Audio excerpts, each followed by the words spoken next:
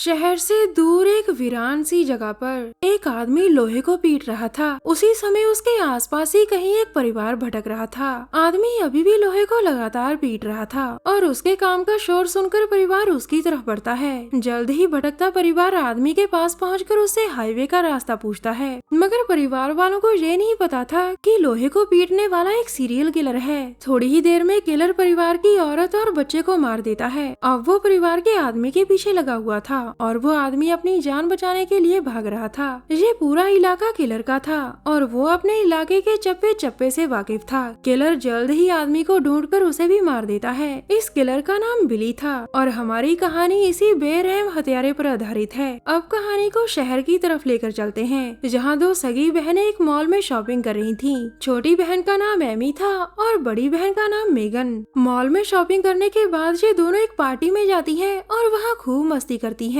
अगले दिन दोनों बहनें अपने माता पिता से मिलने दूसरे शहर जाने लगती हैं। दोनों बहनें काम के कारण अपने माता पिता से अलग रहती थीं और आज 1 साल बाद अपने माता पिता से मिलकर उन्हें सरप्राइज देना चाहती थीं। इनके माता पिता का घर शहर से काफी दूर था, इसलिए ये रास्ते में कैफे पर रुकती है ताकि कुछ खा पी कर आगे का सफर जारी कर सके। ये कैफे नैन्सी नाम की औरत का था। वो दोनों बहनों का कैफे में स्वागत करती है और फिर कहती है, मैंने तुम दोनों को यहाँ पहली बार देखा है। ये सुनकर दोनों बहनें बताती है कि हम अपने माता पिता को सरप्राइज देने के लिए उनके घर जा रही हैं। उनका घर दूसरे शहर में है। अगर तुम्हें कोई छोटा रास्ता पता है तो हमें बता सकती हो। अब नैन्सी उन्हें एक छोटा रास्ता बताती है, लेकिन साथ ही वो कहती है वो छोटा रास्ता एक वीरान शहर से होकर गुजरेगा और लोग उसे भूतों का शहर कहते हैं। भूतों का शहर देखने बहुत से बाहरी लोग भी आते हैं। नैन्सी की बात सुनकर वो दोनों बहनें सोच में पड़ गई थी। वैसे नैन्सी की बात पूरी सच थी। भूतों का शहर देखने आज भी कई लोग आए हुए थे।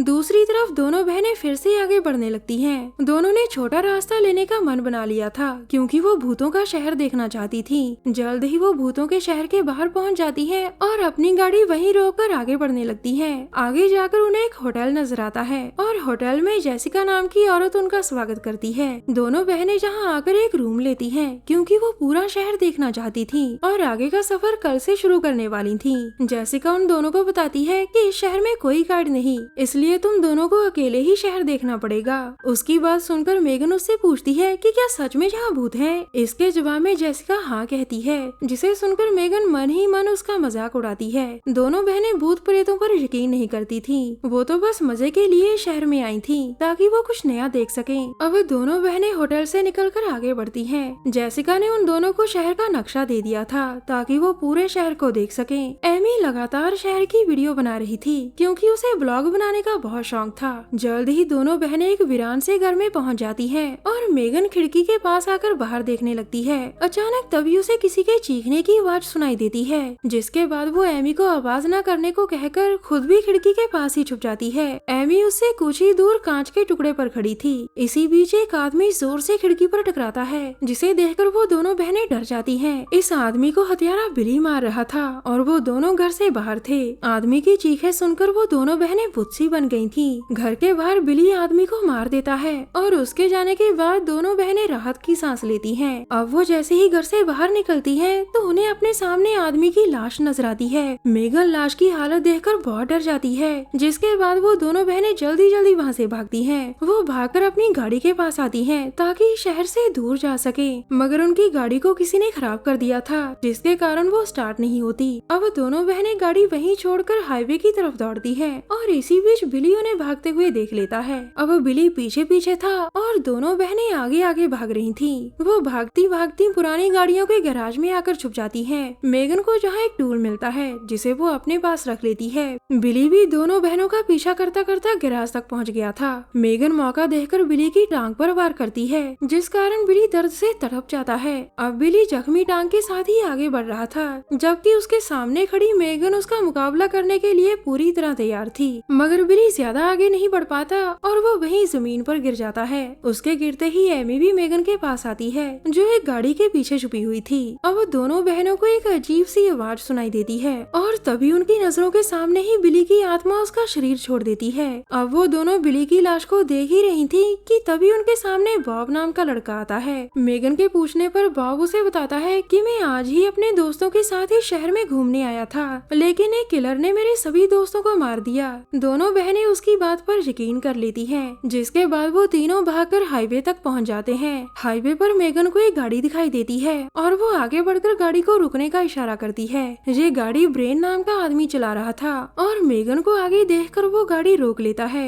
मेगन उससे शहर तक लिफ्ट मांगती है, लेकिन ब्रेन अपनी गन निकालकर गाड़ी से बाहर निकलता है और फिर सभी से कहता है, चुपचाप मेरी गाड़ी के पीछे बैठ जाओ। अगर किसी ने चलती गाड़ी से भी भागने की कोशिश की तो मैं उसे रगड़ दूंगा। उसकी बात मानकर वो तीनों गाड़ी के पीछे बैठ जाते हैं, जिसके बाद ब्रेन गाड़ी दौड़ाता है। थोड़ी देर बाद ब्रेन अपनी गाड़ी को एक जगह पर रोकता है, जिसके बाद वो उन्हें पैदल ही गैराज की तरफ चलने को कहता है। ब्रेन के हाथ में गन थी, जिस कारण वो तीनों उसकी बात मानकर आगे चलने लगते हैं। गैराज पर आकर ब्रेन सबसे पहले बिली की लाश को चेक करता है और फिर उन तीनों से कहता है, तुम लोगों ने मेरे छोटे भाई को मार दिया और मैं इसकी सजा जरूर दूंगा। उसके इरादे जानकर बॉब उससे गन छीनने की कोशिश करता है, लेकिन ब्रेन उसके सिर पर ही गन मारता है। इसी बीच दोनों बहनें भागने लगी थी और तभी ब्रेन बॉब के सिर पर गोली मारता है। गोली की आवाज सुनकर दोनों बहनें डर गई थी, जिसके बाद ब्रेन दूर से कहता है, अब तुम्हारी बारी है लड़कियों। इतना कहकर वो अपनी नाक पर पिगी मास्क चढ़ाता है, जिसे देखकर लड़कियां फिर से भागने लगी थीं। अब ब्रेन जल्दी जल्दी अपनी गाड़ी के पास आकर अपना पसंदीदा हथियार उठाता है, जबकि लड़कियां जान बचाने के लिए लगातार भाग रही थीं। बॉब की मौत देखकर वो दोनों बहनें डर गई थीं, जिस कारण वो भागते भागते अलग हो जाती हैं। मगर मेगन जल्द ही ब्रेन के हाथ लग जाती है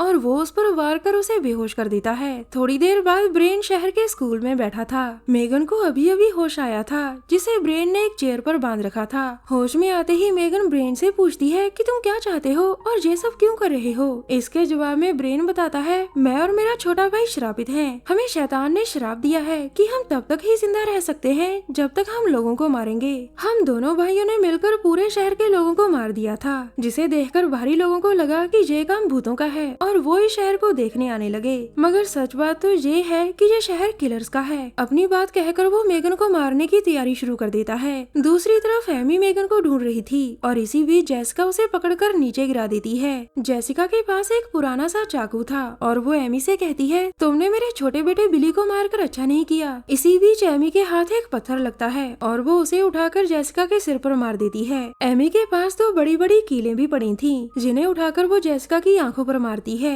एमी के इस वार से जेसिका की जान चली गई थी। उधर ब्रेन मेगन से कह रहा था कि मरने से पहले जिसे भी याद करना है तुम कर सकती हो। अचानक तभी एमी भी स्कूल की खिड़की के बाहर पहुंच जाती है और उसी पल उसे मेगन और ब्रेन देख लेते हैं। ब्रेन जल्दी जल्दी मेगन के गले पर हथियार रखता है, जिसके बाद एमी अंदर चली आती है। अब ब्रेन एमी को नीचे बैठने को कहता है। अपनी बहन की जान बचाने के लिए एमी उसकी बात मानकर जमीन पर बैठ जाती है। ब्रेन अपनी जीत होती देखकर मेगन को चूमने ही लगता है कि तभी मेगन अपने दांतों से उसकी नाक काटकर फेंक देती है। मेगन की हरकत से ब्रेन को बहुत गुस्सा आ गया था और वो अपने हथियार से मेगन की छाती पर वार करता है। अब एमी पहले ब्रेन की टांग पर वार करती है और फिर उसका हथियार उठाकर उसे जान से मार देती है। ब्रेन की मौत के बाद एमी जल्दी जल्दी मेगन के हाथ खोलकर उसे ब्रेन की गाड़ी में बिठाती है। कुछ देर बाद एमी मेगन को लेकर नैन्सी के कैफे तक आ गई थी। वो मेगन को बचाने के लिए उससे मदद मांगती है, लेकिन तभी वहाँ कई लोग आकर एमी को पकड़ लेते हैं। थोड़ी देर बाद दोनों बहनों के हाथ बांधे हुए थे और वो इस समय स्टीव के घर में थी।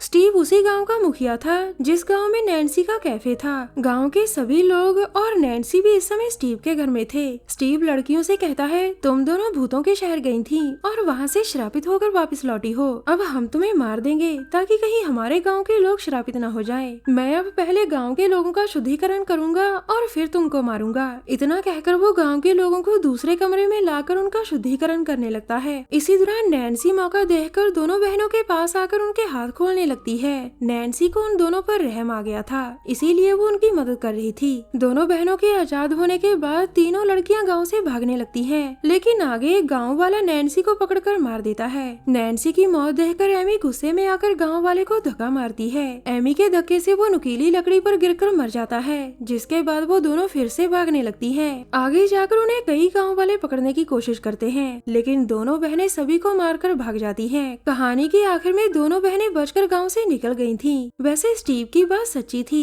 जो शराब बिली और ब्रेन को था, उनकी मौत के बाद वो शराब दोनों बहनों के पास चला गया था। शराब के कारण ही दोनों बहनें सभी गांव वालों को मार देती हैं। आखिर में शैतान एक मौका स्टीव को देने का भी सोचता है। वो दोनों बहनों को आजाद कर उनका शराब अकेले स्टीव को दे देता है। अब आगे जाकर स्टीव शैतान के लिए काम करेगा। हमारी वीडियो देखने के लिए धन्यवाद।